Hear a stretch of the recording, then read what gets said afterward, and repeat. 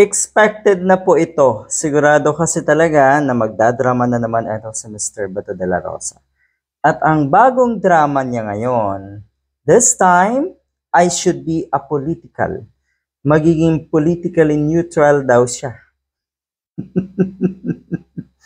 Mr. Bato de la Rosa, kupal ka, sabi ng mga netizens. Kailan ka po naging neutral politically? Never. Hindi ka po kilala sa ganyang kalakaran at sistema ng pag-iisip. Never po kayong naging neutral. I have to maintain my political neutrality dahil nga sa impeachment trial ni Sara Duterte, alam niya, totoo naman, kaalyado, totoo yon. Siya daw ay nakilala bilang kaalyado talaga ng mga Duterte nga. Hindi po kayo nakilala.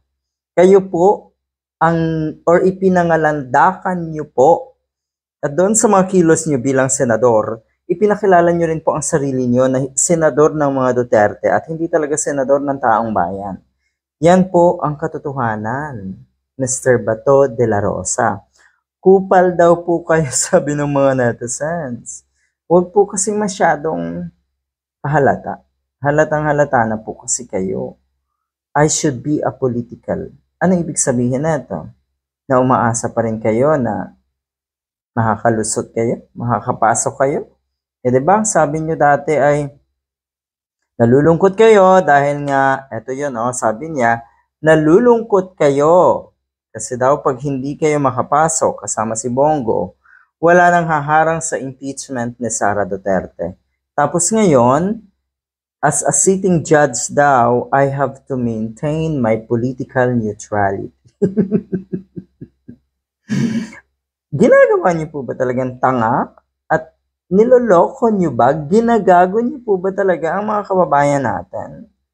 Naalala ko tuloy yung sabi ni Marcoleta na kuno ay ipaliwanag ni Attorney Enzo Recto kung bakit tinawag na mapanlin lang ni Attorney Enzo Recto si Marcoleta. Sabihin ko sa inyo eto yung malalang panlilin lang.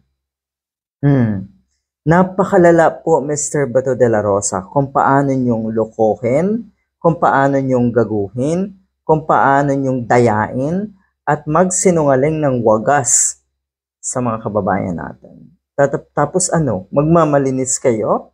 Sa tingin niyo po ba hindi niyo talaga alam na yan po ay napapansin?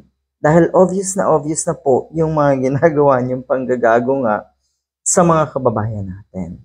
Konting hiya talaga. 'Di ba? Good luck.